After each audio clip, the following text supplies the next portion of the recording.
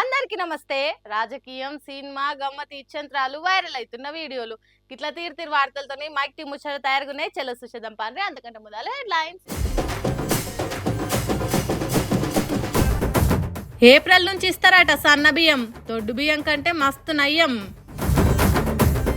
రేవంత్ రెడ్డికి నరఘోషున్నదట. ఉగాది పంచాంగంలో చెప్పిండ్రు ఈ మాట. సిరిసిల్ల కలెక్టర్ పనులు ఇన్స్పిరేషన్. ఆనంద్ మహీంద్రకు ఆయననేనట మోటివేషన్.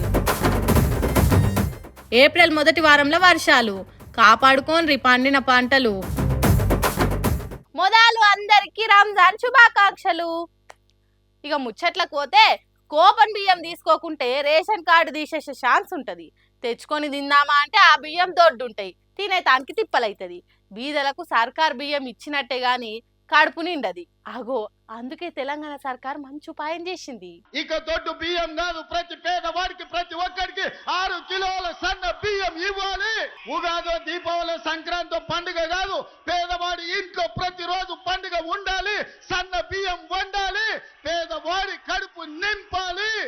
ఆ బాధ్యత మేము తీసుకోవాలి. సోనియమ్మ నాయకత్వంలో ఆలోచన చేసినాం. ఇన్నరా ఇప్పటి నుంచి బీద సాదలు కూపన్ బియ్యాన్ని కండ్లకు అద్దుకొని వండుకోవాలని సన్న బియ్యం పథకం చురువు చేసింది సర్కారు. ఇన్ని రోజులు సర్కార్ రేషన్ బియ్యం ఇచ్చినట్టే గాని దొడ్డు బియ్యం ముద్ద గొంతు దిగకుంటుండేది. ఇక పేదోళ్లకు న్యాయం జరుగుతలేదు, అటు సర్కార్కు భారం పెరుగుతున్నది. ఎందుకు ఇట్లా అవుతున్నది అని లోతుగా ఆలోచన చేస్తే అదే విధంగా ఈ రోజు రేషన్ షాపుల్లో దొడ్డు బియ్యం పోతే ఉచితంగా ప్రతి మనిషికి రాష్ట్రంలో 3 కోట్ల మందికి ప్రభుత్వం ఉచిత బియ్యం ఇస్తే ఆ బియ్యం 10 రూపాయలకు మళ్ళా మిల్లర్లే కొంటుండ్రు. ఆ మిల్లర్లు మళ్ళా ప్రభుత్వానికి 30 రూపాయలకు సరఫరా చేస్తున్నారు. ఈ సైక్లింగ్ మొత్తం అన్ని చూసినాం, ఆలోచన చేసినాం. హాగో గట్లున్నదట నడుమిట్లుండే దళార్ల కథ. దొడ్డు బియ్యంతోని దోసుకునేటోళ్ళు ఎక్కువైతున్నారు, ఎవరికి మేలు జరుగుతలేదు. కాబట్టి ఈ సన్న బియ్యం అనే చక్కని ఉపాయం చేసిండ్రట. ఎప్పటి తిరగనే మనిషికి 6 కిలోల బియ్యం ఇస్తారట. అయ్యో మాకు రేషన్ కార్డు లేదు, ఎట్లా? మొన్ననే కొత్త కార్డులు ఇస్తానన్నది కదా, మా పరిస్థితి ఎట్లా అనుకునేటోళ్ళు ఏం బాధపడాల్సిన పని లేదట. మీకు రేషన్ కార్డు వస్తుందనే లిస్టులో మీ పేరు ఉంటే చాలట. ఆ లిస్టులున్న నంబర్ పట్టుకొని పోతే రేషన్ షాపులో సన్న బియ్యం ఇస్తారట. కాబట్టి పబ్లిక్ సర్కార్ ఇచ్చే సన్న బియ్యం మంచిగా తిని ఆరోగ్యంగా ఉండుండ్రి. ఏమంటున్నాం? తెలంగాణ రాష్ట్రంలో బుల్డోజర్ రాజ్యం నడుస్తున్నదని అంటున్నారు కొంతమంది. మొన్నటిదాకా హైదరాబాద్తోని బీదల ఇండ్లు బుల్డోజర్లు గులగొడితే ఇప్పుడు యూనివర్సిటీ భూములు కొల్లగొట్టేతానికి బుల్డోజర్లు లైన్ కట్టినాయి అని అంటుర్రు.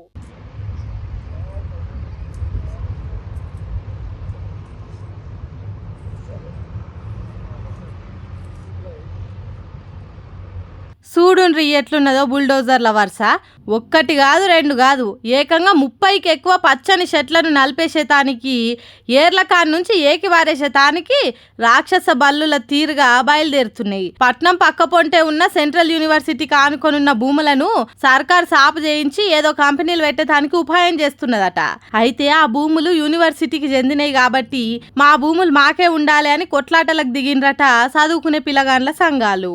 అయితే వాళ్ళని ఎక్కడోళ్ళని అక్కడ అరెస్ట్లు చేసి ఇగో గిట్లా అర్ధరాత్రి పూట పట్నం పక్క పొంటే ఉండి జనాలకు ఆక్సిజన్ వంచుతున్న పచ్చని చెట్లను పొట్టు చేస్తున్నారు. ఆ చెట్లే నీడకు, ఆ చెట్లే ఆధారంగా బతుకుతున్న పశుపక్షాదులను ఆగమైతున్నాయట. కింత ఘోరం ఎక్కడన్నుంటదా? సర్కారే చెట్లు నాటాలే, పర్యావరణాన్ని కాపాడాలే అని జనానికి చెప్తుంది. కానీ ఈడ మాత్రం పెద్ద అడవి తిరుగున్న చెట్లను, జీవరాశులను చెల్ల చెదురు చేస్తున్నది. ఇగో గిక్కడ చూడుండ్రి, తమ గూడు నీడు ఉండకుండా చేస్తుంటే నెమళ్ళు ఎట్లా అరుస్తున్నాయో.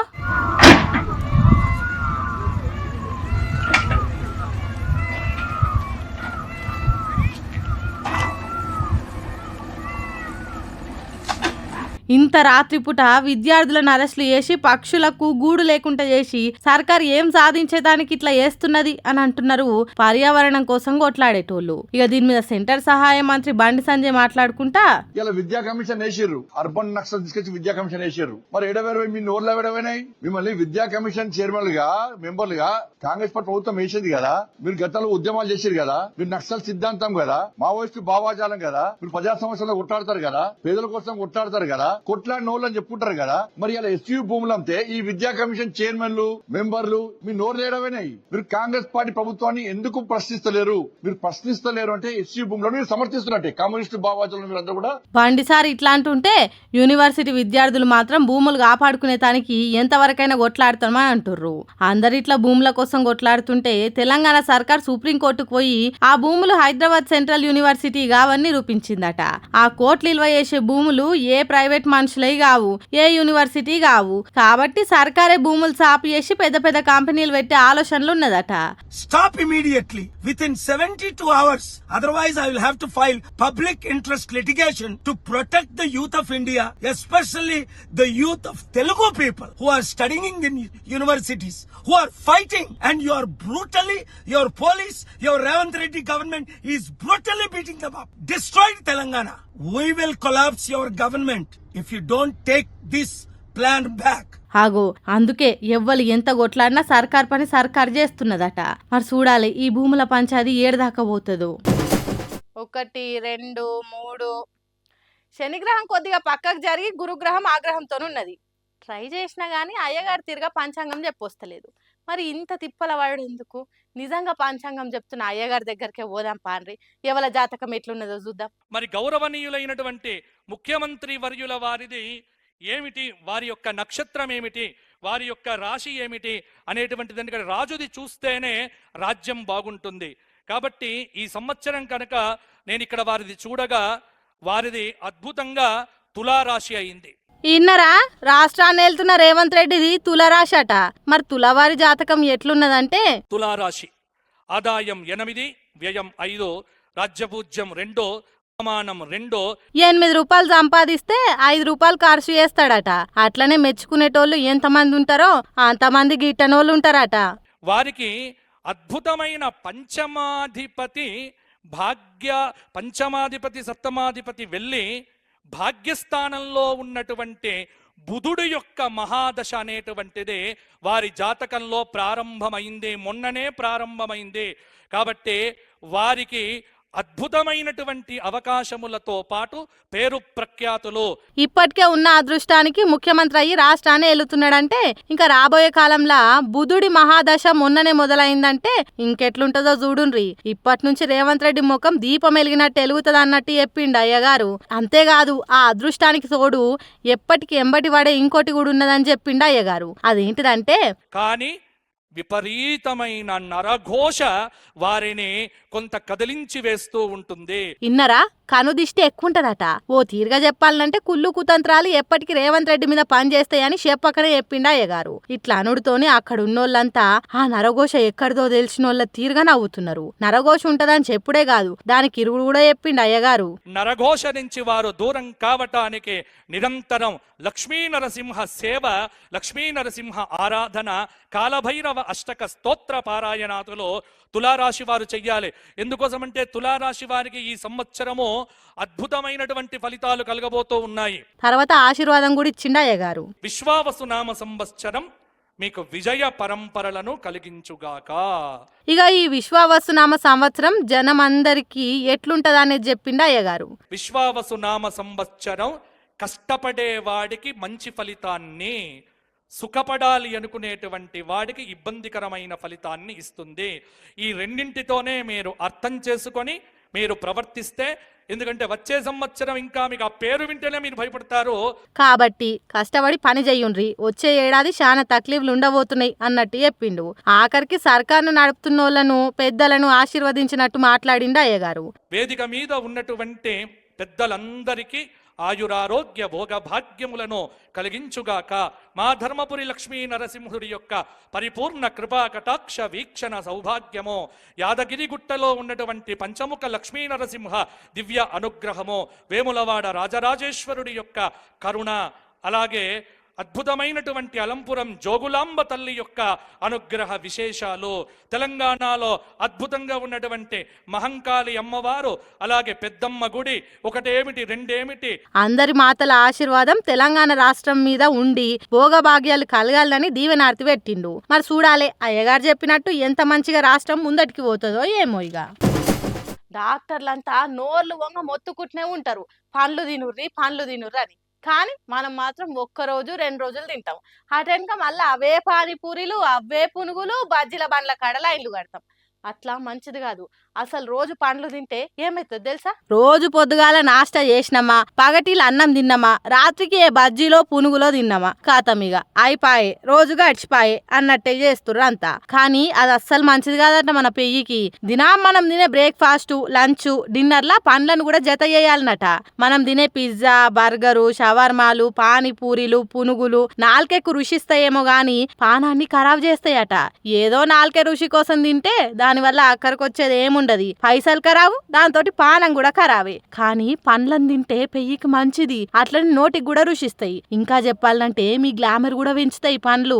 మనం ఉండే జాగను బట్టి ఏ సీజన్ లో వచ్చే పండ్లను ఆ సీజన్ లో తినాలని నెత్తులు కొట్టుకొని చెప్తుంటారు డాక్టర్లు. కానీ మనం మాత్రం చెవిన పెట్టం. పొద్దుగాల నాస్టకు పడి గడుపున watermelon, papaya, pineapple, apple తింటే రోజంతా కడుపు ఉబ్బరం కాకుండా ఆయాసం కాకుంటుంటది. పగటీల అన్నం తోటి జామకాయలు, కీరాలు, క్యారెట్ ముక్కలు తినుర్రి. ఇక రాత్రి వండేటప్పుడు అన్నం కంటే రొట్టెలు, దొడ్డు రవ్వ, ఉప్మా, సూపులు తాగితే ఇంకా మంచిది. అవితోటే ఏదన్నా పండ్ల ముక్క జరంత నమ్లుర్రి, మంచిగా నిద్ర పడుతుంది. అంతేగాని పొద్దున లేచిన కాని నుంచి పండే రాత్రి దాకా అడ్డమైన కొవ్వు, నూనె, మసాలాలు తింటే మాత్రం లేనిపోని బీమార్లు వస్తాయి, బరువు పెరుగుతారు. అప్పుడే మెల్లగా షుగరు, బీపీలు, థైరాయిడ్ ఇట్లా లేనిపోని షురు అయ్యి మనకు గుండె రోగాలు వచ్చేటట్టు అవుతుంది. కాబట్టి ఎంతో కొంత పనికిరాని తిండికి పైసలు పెట్టే బదులు పండ్లకు ఖర్చు పెట్టి భూమి మీద 4 రోజులు ఎక్కువ బతికేటట్టు చూడుర్రి. మళ్ళో జన్మ ఉందో లేదో దేవుడెరుగు గాని ఉన్న బతుకుని చక్కగా నడిపిద్దాం. ఏమంటారు? హైదరాబాద్ చుట్టూ ఉన్న ఔటర్ రింగ్ రోడ్డు మీద తిరిగేటోళ్ళు మీ ప్రయాణం ఖర్చులు కాసింత పెరుగుతాయట. ప్రయాణికుల తోలొల్చేతానికి ORR మీద టోల్ రేట్లు పెంచిండ్రట. అవేంటియో ఎంత పెంచిండ్రో చూద్దాంపా. రింగు రోడ్ ఎక్కితే అటు పక్కనున్నోళ్ళు ఇటు పక్కకు వచ్చుడు ఈజీ అవుతున్నది. పట్నం నడిమిట్ల నుంచి సిగ్నల్లల్లా ఆగి పోవుకుంటా చిరాకు వాడు కంటే రింగు రోడ్ ఎక్కితే రువ్వడిగా పోవచ్చు. అయితే అట్లా ప్రయాణాలు చేసేటోళ్లకు కిలోమీటర్ కు ఇప్పుడున్న ₹2.34 ఇంకో 10 పైసలు చొప్పున ఎక్కువ టోల్ వసూలు చేస్తారట. అంటే ₹2.44 అన్నట్టు. అన్ని బండ్లు, కార్లకు, జీపులకు, బస్సులకు ఒక్క తీరు కాకుండా ఏరేరు రేట్లుంటాయట. అయితే పాత రేట్ల కంటే ప్రతి కిలోమీటర్ కు ఇంకో 10 పైసలు పెంచిండ్రట. ఏప్రిల్ 1వ తారీఖు నుంచి ముక్కు విండి వసూలు చేస్తారట ఈ కొత్త రేట్లను. 10 కిలోమీటర్లు తిరిగితే ఇంతకు ముందు కట్టిన టోల్ కంటే ఇప్పుడు ఇంకో రూపాయి ఎక్కువ కట్టాల్సిందేనట. అట్లా ప్రతి 10 కిలోమీటర్లకు ₹1 పెరుగుతుందట. మరి ORR టోల్ వసూలు చేస్తున్నలకు పైసలు సరిపోతలేవో లేకుంటే రోడ్లను ఎప్పటికప్పుడు రిపేర్ చేసి నూనె పడితే ఎత్తుకునేటట్టు మంచిగా ఉంచుతున్నందుకో తెలియదు గాని కొత్త రేట్లతోని ఆదాయం పెంచుకునే ఉపాయం చేస్తున్నారు వసూలు చేసే కంపెనీలు. అమ్మో దేవుడా, ఏమెండలు మాడు అలిగే తట్టే కొడుతున్నాయి ఎండలు. గిలాసలు నీళ్ళు తాగినా దూపారతలేదు. ఈ ఎండకు పోదామంటేనేమో వర్షం అయితలేదు. కాబట్టి జర ఎండలు చల్లబడేదాకా మేము లిస్టు చెప్తాం, రోజు అవిటిని తాగుర్రి. ఇంకా నన్నేం చూస్తుర్రు, వార్తలకు పోదాం పాన్రి. అస్సలు ఎండలు శురువైనాయి కదా, జర్ర బ్రేక్ తీసుకొని ఈసారి అందరి నెత్తులు వలగొట్టేందుకే ఎంట్రీ ఇచ్చిండు సూర్యుడు. పొద్దుగాల 9 గంటలకే సుర్రుమంటుండు. మరి ఎండల నుంచి తప్పించుకోవాలంటే కొన్ని జాగ్రత్తలు పాటియక తప్పది. పెయ్యి ఎప్పుడు డీహైడ్రేట్ కాకుండా రోజుకు 3 నుంచి 4 లీటర్ల నీళ్లు తాగుర్రి. కొబ్బరి నీళ్లు, తాటి ముంజలు, పండ్ల రసాలు, చెరుకు నీళ్లు, నిమ్మకాయ నీళ్లు ఇట్లా ఎంత వీలైతే అంత ఏదో ఒకటి తాగుర్రి. అంతేగాని ఫ్రిడ్జ్ లో ఐస్ గట్టుంటాయి కదా అని ఐస్ క్రీమ్లు, కూల్ డ్రింకులు తాగి పానాల మీదికి తెచ్చుకోకుర్రి. ఆ కలర్ నీళ్ళల్లో అన్ని కెమికల్లు తప్పితే పెయ్యి చల్లబడేది ఏముండది. ఏదో అప్పటి మందం దూపారుతుందేమో గాని పానం మాత్రం చాలా తక్లీఫ్ అవుతుంది, యాది పెట్టుకోర్రి. ఇక ఎండలు జర తక్కువయ్యేదాకా పెయ్యికి వేడి చేసేటి దూరం పెట్టుర్రి. అండ్లా జర నీసుకు దూరం ఉన్నదే బెస్ట్. ఇంకోటి ఏంటంటే ఈ ఎండలకు పని మీద బయటికి వెళ్ళినప్పుడు మీ జేబులలో ఓ ఉల్లిగడ్డ ముక్క వేసుకొని వెళ్తే వడదెబ్బ తాకకుంటుంటది. ఇవన్నిటికంటే వెనకటికి మన పెద్ద మనుషులు వాటిచ్చే పద్ధతులల్లా అంబలి, రాగి జావ, పెరుగు సల్ల ఇట్లా పాటించినా ఇంకా మంచిది. జర సూరన్న సురుకులు తట్టుకోవాలంటే ఇవన్నీ పాటియక తప్పదు కదా. పైలమ్మలా మీకు ఆనంద్ మహీంద్ర ఎరికే కదా, అదేనుల్లా ట్రాక్టర్లు, జీపులు, బస్సులు తయారు చేసే కంపెనీ ఓనరు. బిజినెస్ చేసే అందరూ ఓ లెక్క, మహీంద్ర ఇంకో లెక్క. సోషల్ మీడియాలో పనికొచ్చే వీడియోలు, ఫోటోలు, సందేశాలే షేర్ చేసే మనిషి ఎట్లా ఆలోచన చేయాలనో చెప్పకనే చెప్తాడు. అసొంటి సారు ఓ ముచ్చట మనతోని పంచుకున్నాడు, అదేందో చూద్దాం పాన్రి. ఆదివారం తర్వాత సోమవారం డ్యూటీకి పోయేటోళ్ళు అబ్బా ఈ ఆదివారం తొందరగా అయిపోతుంది, మళ్ళీ ఆఫీస్కు పోవాలన్నారా అని నారాజు అవుతారు. హగో వాళ్ళకు సోమవారం హుషారుగా పని షురూ చేసేతానికి మండే మోటివేషన్ అనే పేరుతోని జోర్దార్ అవుతారు. అట్లా సోమవారం హుషారయ్యేతానికి ఆనంద్ మహీంద్రకు మన తెలంగాణలో పనిచేసిన IAS officer Krishna Bhaskar motivation అట. ప్రతి సోమవారం ఏదో ఒక ముచ్చట వంచుకునే ఆనంద్ మహీంద్ర కృష్ణ భాస్కర్ గొప్పతనం యాదికి చేసిండు.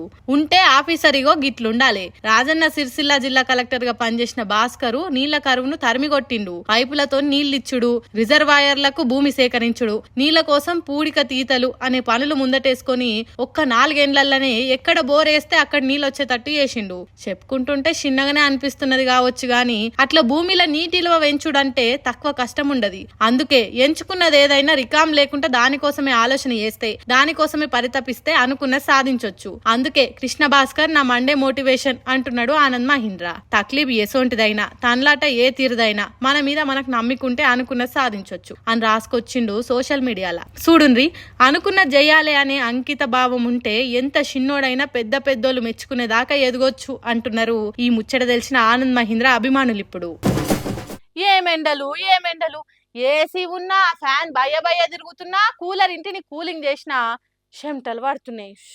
ఈ ఉబ్బరింత దాటుకునుడు ఎట్లనో ఏమో. ఈ ఎండలు ఎప్పుడు వచ్చి వానకాలం వస్తుందో ఏమో. ఏంది వానలు పడతాయా?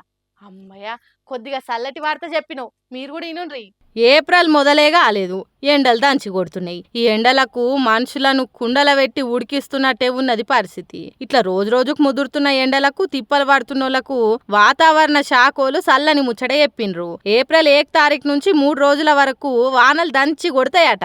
4వ తారీఖు నాటికి వాన జోరు కొద్దిగా తగ్గుతుంది అంటున్నారు వాతావరణ శాఖలు. మరి 1వ తారీఖు నుంచి 3 రోజులు ఇసిరి కొడతాయా లేకుంటే వానకాలం వచ్చే రాళ్ల వాన తిరిగి వస్తాయా అనేది తెలియదు గాని ఉరుములు మెరుపులతోని పెద్ద పెద్ద వానలే పడేటట్టున్నాయి అంటున్నారు. ఎటు కాకుండా వచ్చే ఈ వానలతోని ఏ రోజు పని ఆ రోజు చేసుకునే లేబర్లకు, పొద్దున లేచి డ్యూటీలకు పోయే జాబర్లకు ఏం కాదు కావచ్చు గాని ఈ వానలతోని కోతకొచ్చిన పంటలకు, పండిన పంటలను ఎండబోసుకున్నోళ్లకు తిప్పలయ్యేటట్టే ఉన్నది. కాబట్టి రైతన్నలు జరంత ముందే జాగ్రత్త పడి పండిన పంటలు కాపాడుకోండ్రి. వ్యవసాయ అధికారులు చెప్పిన ముచ్చట్లు పాటించి నష్టం కలగకుండా చేసుకోండ్రి. తెలంగాణలో కొన్ని దిక్కులల్లా ఈదురుగాలులు వచ్చే ఛాన్స్ ఉన్నది కాబట్టి మామిడి, అరటి తోటల రైతులు జరంత పైలంగానే ఉండుండ్రి. ఈ వానలు కూడా తెలంగాణ మొత్తంలో కాకుండా ఆదిలాబాదు, ఆసిఫాబాదు, నిర్మలు, నిజామాబాదు, కామారెడ్డి, మెదక్, మహబూబ్ నగర్, వనపర్తి, గద్వాలు, వికారాబాద్ జిల్లాలల్లా ఎక్కువ ఉంటాయట. కడమ జాగలలో కూడా వానలు పడే ఛాన్సులు ఉన్నాయి అంటున్నారు వాతావరణ శాఖలు.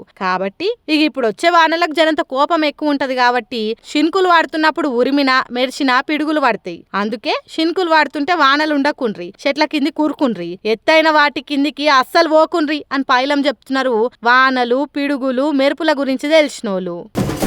సుశిరానులా నేను పట్టుకొచ్చిన ముచ్చట్లు ఎట్లున్నాయి, ఇంకిన్ని ముచ్చట్లతో మళ్ళీ కలుద్దాం. అప్పటికి చూస్తూనే ఉంటారు మైక్ 2 ముచ్చట్లు.